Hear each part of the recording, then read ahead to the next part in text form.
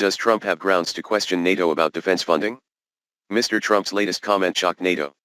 On Saturday, February 10, Mr. Trump said that if America's allies in NATO do not invest enough in their defense, they continue to fail to meet Mr. Trump's request for a share of public military spending.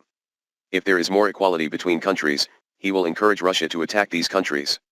For a long time, Mr. Trump has always expressed bitterness about America's too large role in NATO, believing that President Biden's support for Ukraine in the war against the Russian invaders took a toll on American taxpayers' money.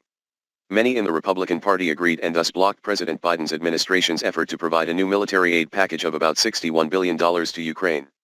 On Saturday, at a rally in South Carolina, Mr. Trump shared a story.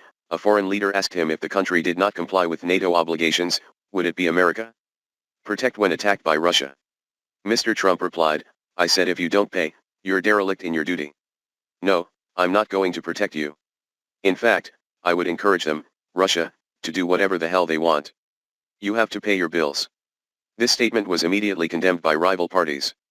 NATO Secretary General Jens Stoltenberg warned that the issue of Mr. Trump inviting Russian President Putin to attack NATO shows that Mr. Trump will do everything according to his personal wishes if Europe does not invest more in defense. This puts all of us at security risk. He declared that NATO should be a bulwark of freedom against dictatorships, not a matter of who should suffer.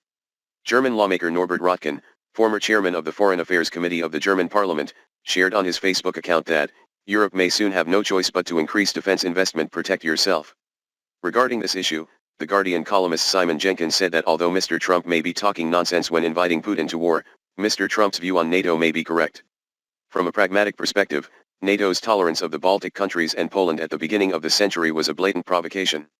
Now the situation has become a problem and a way out must be found. Mr. Jenkins noted that Europe needs a vision of peace, with or without American support. NATO must serve as an organization that ensures peace, not promotes endless wars. If they still intend to fight forever in Ukraine, their long-term intentions remain unclear. Therefore, Mr. Trump's doubts are well-founded. He added that in this case, Mr. Trump, and not only Mr. Trump, has the right to ask what the Russia-Ukraine war has to do with the United States. For now, it remains unclear whether Europe can provide a convincing answer. It's hard to believe whether Mr. Trump will really dissolve NATO if he is re-elected as U.S. president. But there is a basis to assume so when considering America's tilt towards the Pacific in the context of Europe's increasingly declining sense of political solidarity.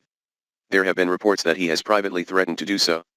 Last October, as the situation in Gaza continued to escalate and a mass shooting in Maine shocked the United States, Mr. Trump said in a private meeting during the election campaign that, if elected, Mr. Trump not only promoted the process of withdrawing from NATO, but even considered the value of the existence of United Nations membership. John Bolton, Mr. Trump will withdraw America from NATO if he is re-elected. According to some sources revealing the situation to U.S. media, Mr. Trump said he did not want to see a cabinet filled with NATO enthusiasts during his presidency, and would choose more hardcore members. Solid with NATO. But from a different perspective, U.S. Senator Marco Rubio, who supports Mr. Trump as the Republican presidential candidate, told CNN that Mr. Trump was just telling a story about the past. His way of speaking is different from traditional politicians. But in fact, during Trump's first term as president, U.S. troops were stationed throughout Europe. NATO currently has 32 member countries, mainly European countries, plus the US and Canada. Article 5 of the NATO alliance stipulates collective defense, meaning that an attack on any member country will be considered an attack on all members. TrendFam, Vision Times. Mr. Trump's latest statement is seen as a signal that if elected President of the United States for another term, he may threaten the collective defense commitment that is the heart of NATO, in the context of concerns about Russia have increased in the West since the outbreak of the Russia-Ukraine war. Recently, Mr. Trump called on the U.S. Congress not to approve new aid plans for Kiev. Mr. Stoltenberg added that he hoped at least half of NATO members would meet the target of spending 2% of GDP on defense. During a trip to Washington last month, the NATO Secretary General called on the United States to reaffirm its commitment to the alliance and said that a divided NATO would mean a decline in American power. Mr. Trump currently has an overwhelming advantage in the race with former U.S. Ambassador Nikki Haley to win the position of candidate representing the Republican Party in the U.S. presidential election this November.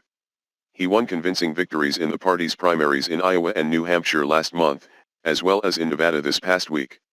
Now 77 years old, Mr. Trump is still leading Mr. Biden, 81 years old, by a close margin in polls of voter support nationwide. Mr. Biden's re-election efforts encountered obstacles last week after Special Prosecutor Robert Hur released a report related to Mr. Biden's handling of confidential documents during his time as deputy president. Under former President Barack Obama.